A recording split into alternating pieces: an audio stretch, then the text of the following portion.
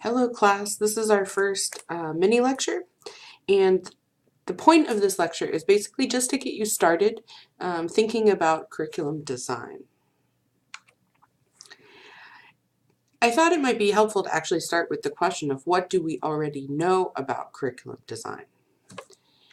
If you want to take a moment to pause the video, you can do so in order to jot down some ideas before I continue. So anytime you see that pause symbol up in the right hand corner, it means that you can pause and take a moment to think before we keep going. So we want to think about what is it and also how does it work. When you thought about curriculum design, hopefully you thought of it as some kind of process, something you do, hopefully something that doesn't take an incredibly short amount of time because a process should take some time. And you probably thought about something about choices. And you're right on track then, because it's a process of picking goals, choosing content, sequencing content, developing materials, and so on. And notice that a lot of these are kind of chained. So you can't develop materials until you have a sequence for your content and you've chosen your content, but you can't choose the content until you've picked goals. So it's a step-by-step process that takes some time. And how does it work? You may have imagined a teacher or curriculum designer sitting down in their office and just plotting out the course. And in some ways, this does happen sometimes. So teachers often do have ideas about what to teach before they start the class. Teachers come in with training that lets them know things that are appropriate for particular levels. Teachers may have taught the course before. Not only that, but the course name itself probably gives some direction to what the course is going to have. So if you teach a course in listening for academic purposes, well, you're probably not going to have them listening to the radio. You're probably not going to have them listening to dialogues between friends. Instead, you're probably going to have them listening quite a bit to lectures so that they can follow along in their classes. But a teacher probably shouldn't do all of it by themselves, or at least the curriculum designer shouldn't, because it's not always the same person that designs the curriculum and teaches it. The curriculum designer should at some point in the process involve a needs and environment analysis. So a needs analysis is basically trying to understand the needs of the students. So if you think about the academic listening course that we mentioned in the previous example, maybe the curriculum designer talks to the students and they say that they follow pretty well during the lecture when the professor's going pretty slow. But then at the end of class, when they're question and answer sections, suddenly they get lost. Okay, so the course maybe should include aspects of what to expect when students pose questions and what to expect in the way that professors are going to phrase answers so that they can key into the important parts. Now, a needs analysis should take into account not just what the students need, but also what other stakeholders need. Stakeholders are anyone who have something to gain or lose by the content that is chosen for the course or the way that the course is taught. This could include the school or university that the course is being taught in. It could be future teachers of these students. It could be employers, right, that these students are trying to get jobs with. It could be friends and family of these students. So the stakeholders could actually be quite a few different people. And of course, the teacher is a stakeholder. If the curriculum designer is not also the teacher, anyone that's going to have to teach this curriculum is a stakeholder. So there's the needs of the people involved, but then there's also the environment with which you're going to be teaching. So imagine that you are in a classroom and throughout the classroom there's all these little tables and students can sit all around them. Well, that's going to be ideal probably for group work because they'll be facing each other, there'll be a shared space that they can work on. We have some of those tables at the university. Then we also have lecture halls. In lecture halls, you have the rows, and all of the chairs face towards the instructor or the stage, and they're bolted down, so you can't move them. Well, that's going to be kind of harder to do group work. A good analysis should include a consideration of what the impact of the environment is going to be. You could think about the impact of the environment on the class you're taking right now. I'm teaching online. Obviously, that's made some impact in the decisions that I've made about how to present information, what types of activities to do. It matters, and it should be part of the analysis. In your textbook, they talk about, or they provide this graph. It's a diagram of what curriculum design is and what this process is. Let's start in the middle, right? In the center where there's goals. And goals are really the heart of any class. You've all gathered together, the students, the teachers, to accomplish something. Your goals are the foundation of everything that the course is. Now, let's take a look at the three outer mini circles. So in the bottom, there's needs and environment. Now, obviously, we've already talked about some of the ways that this could impact the curriculum that you design. So, you can't decide content until you know what the students need for content, right? You can't decide how you're going to format and present the information until you know something about the environment. So we kind of already talked about those a little bit. Let's add in principles, which is at the top. So the principles are basically what the curriculum designer holds to be what good teaching is and what good learning is. How do people teach? How do people learn in the best ways? These principles also affect everything that you do as a curriculum designer. So it's good to be aware of your own principles. Obviously, your principles are going to decide what content you choose, what's important to learn, how do people learn best. It's probably going to impact your sequencing. It's going to impact your format and your presentation. So principles are all at play as well. Now, the only part of the inner circle that we haven't talked about yet then is monitoring and assessment. And I kind of like that they have separated monitoring and assessment out from evaluation because they kind of go together in a way, but they're not exactly the same thing. So monitoring and assessing is often looking at how the class is functioning and what students are learning.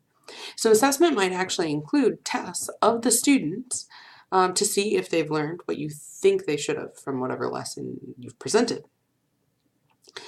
Now, of course, some of that's going to feed into your evaluation of the program itself. So that's the outer circle. And it should be continuously happening around all of these areas.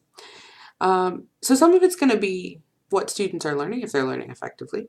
But some of it's also going to be, does it meet the needs in other ways? So maybe you're at a school that provides classes for money when they have to make enough money to survive.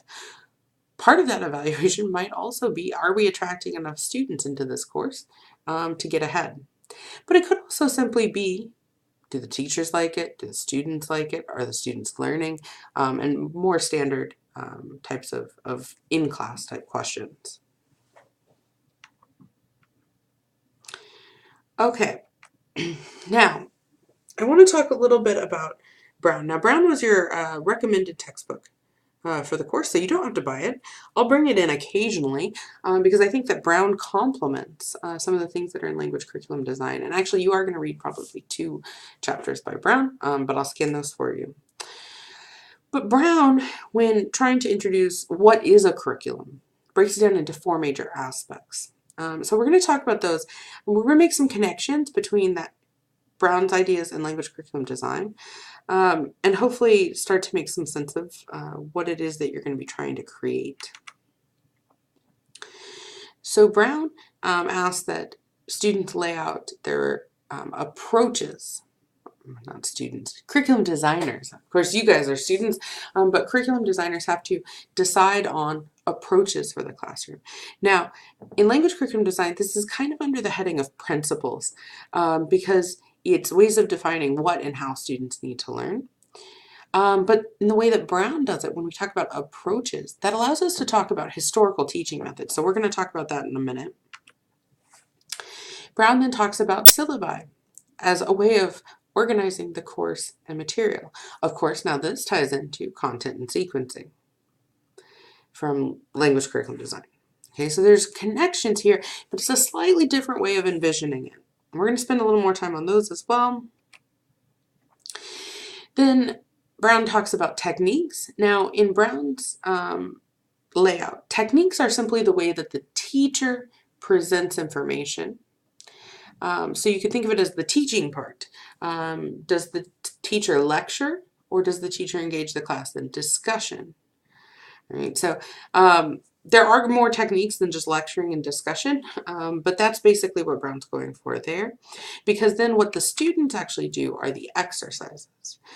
So exercises are ways of practicing what has been presented. So in a language class, it might be drills, it might be grammar exercises, it might be dialogues, it might be role plays, it might be fluency circles, anything that allows students to do something with the knowledge that they're gaining.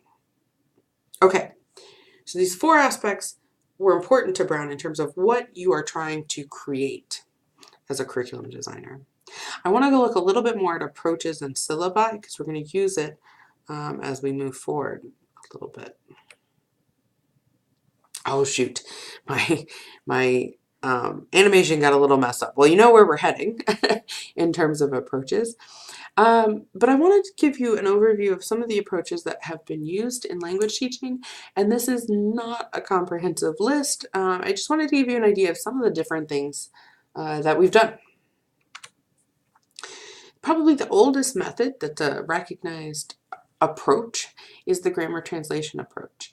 And it comes out of this classical idea that students need to read the classics and they need to read them in the language they were written in to fully get them. So if you want to go read Greek mythology, you should be reading it in Greek. Now, when students just need to read a language, they don't need all the spoken skills. So what the grammar translation method really focused on was presenting students with complex grammar. So maybe verb conjugations, maybe syntax trees, maybe working on combining clauses into a sentence. Then it also provided extensive vocabulary. So you might get a list of vocabulary that you have to memorize and be able to use. Now, then they combined all of this information to try to translate text into and out of their second language. So if it was an English student trying to learn those Greek mythology stories, they would translate into Greek and then out of Greek into English, back and forth. Okay, so that was the first method. The next one is the audiolingual, and actually it stems out of this realization around World War II that all of those students that had learned the grammar translation method weren't actually able to use it for speaking. And during World War II, we had spies and they needed to be undetectable and it wasn't working. So we needed new methods. So the audiolingual method is very behaviorist, if you know much about behaviorism, and it proposes that students learn through operant conditioning and behavioral modification. So students would do things over and over and over again, trying to make them automatic, and they would get feedback when they made mistakes so that they could correct them immediately. There's a lot of drills in the audiolingual method, but also a lot of emphasis on pronunciation. So students can learn to sound more like a native speaker, which was important for the spy idea. We realized through the audiolingual method, though, that students didn't really, they struggled to have full success when they got into unknown circumstances. So audiolingual was really good at those short conversations that were fairly predictable, like, hey, how are you? I'm fine, how are you? Type of conversations. But when it drifted off, students quickly ran into trouble. So one way of trying to address this then was the direct method. And the theory of the direct method approach is that students need to learn to think in the L2, and that means second language. They need to learn to think in their second language and only use their second language in class. So to introduce new vocabulary, the teacher might act it out if it was a verb, or they might show pictures of the item if it's a noun to build the vocabulary. And they did all of their lessons, whether it was a grammar lesson or whatever, it was all in the language of the student was learning English. The whole lesson is conducted in English. There were some successes with the direct method, but it became criticized pretty quickly because it didn't seem to be the most efficient way of teaching students. Now, before we get to communicative, I do want to talk about one more. I love this method. It's Suggestopedia. Sometimes it's also called Desuggestopedia. So if you see that, that's the same thing. The basic idea of Suggestopedia is that students need to be in a positive frame of mind in order to learn. So one of the biggest things that this approach focused on is that teachers have to be careful correcting students, because if teachers constantly correct students, or if they do so in a negative manner, students will feel tense, they'll feel anxiety, and they won't learn as well. So instead, Suggestopedia focuses on providing a calming and or fun environment. So often playing music to try to make it more fun.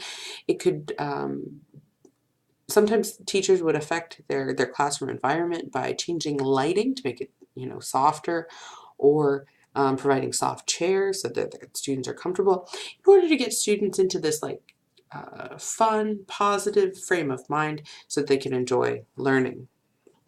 That was a fun one. It was out of the 70s, as you could probably imagine. Okay, so that was one. And then where we are as a field primarily now is in communicative language teaching as an approach. Now, communicative language teaching doesn't forbid anything. It doesn't, it's not really strict in a lot of ways, like some of the other methods were. The basic gist of the communicative teaching approach is that students need to learn to express their intentions and their meanings, and they do so best by communicating. So in the classroom, students would need to communicate with meaning, so no nonsense sentences just to practice pronunciation or something. They would create meaningful things, often trying to accomplish something with whatever they were saying.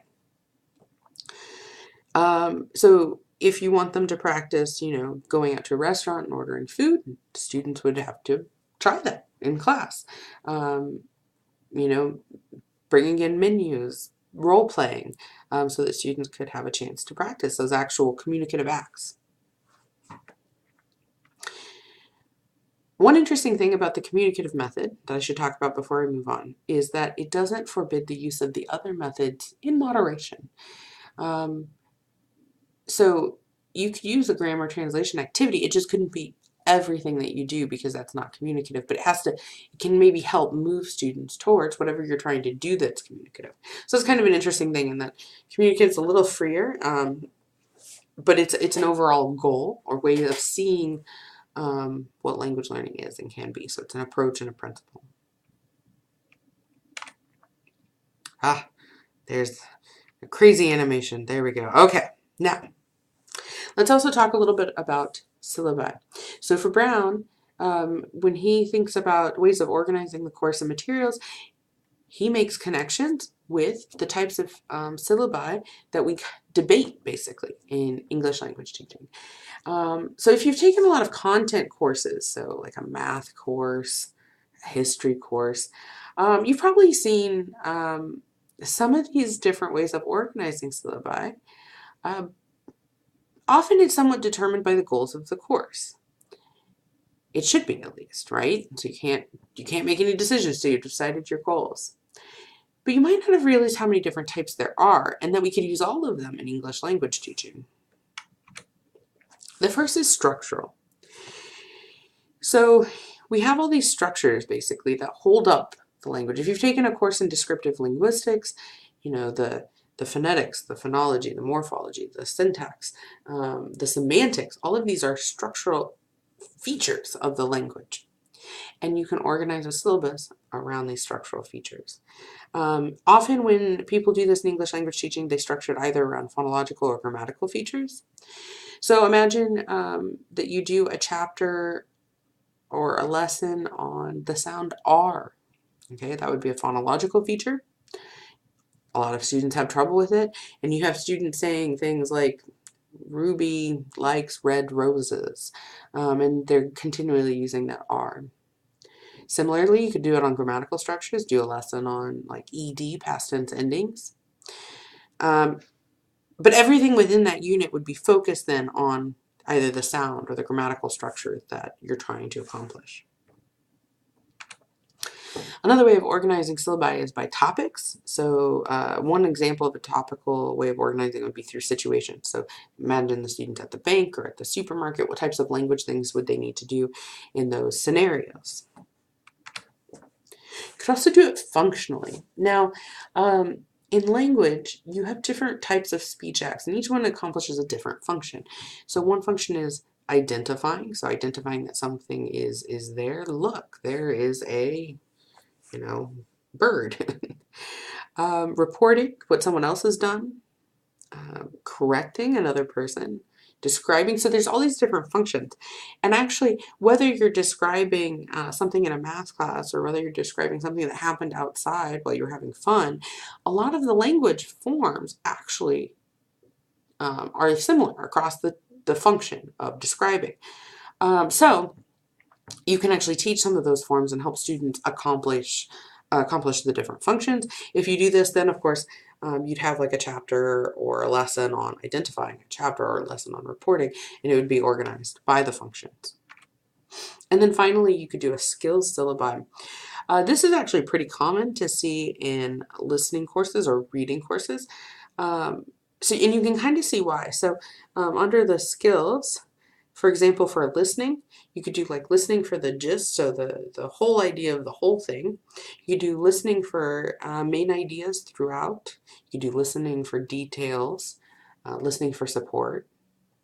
There's a lot of different things you could listen for, and each one is kind of a skill because there's markers to help you accomplish that skill. Similarly with reading, you could teach students how to skim, you could teach students how to scan, you could teach students how to outline, and all of these would help them be better readers in the end. Okay, so that would be a skill syllabi. Now, one interesting thing to think about is, do these always exist in isolation or could they be integrated? And it could be something that you think about as you work on your own syllabi for this course. Are there ways to take maybe two of these ideas and get them going together? A lot of textbooks do attempt this. So kind of think about your options. Now, what you're going to be doing as your first assignment for the course is choosing an ESL textbook. Don't worry, I've already provided scans of 2 textbooks. All you have to do is choose one. And you need to analyze its principles/approaches. Okay, so this is ways of defining what and how the students need to learn. And I have provided a link to kind of give you a refresher of some of the historical approaches. Then you have to look at the syllabus and decide the ways that the textbook has organized its course and its materials. And then I want you to look for patterns in format, presentation, materials. So at this point, you don't need to look too much at the specific techniques other than noticing whether there's a similar format in each chapter or whether you see some of the same techniques happening over and over again. Once you've kind of looked at the textbook a little bit, I want you to reflect on the question, how did the writers and publishers decide what to put into these textbooks? And you'll write a short response to that as well. All right, that's it for mini lecture 1.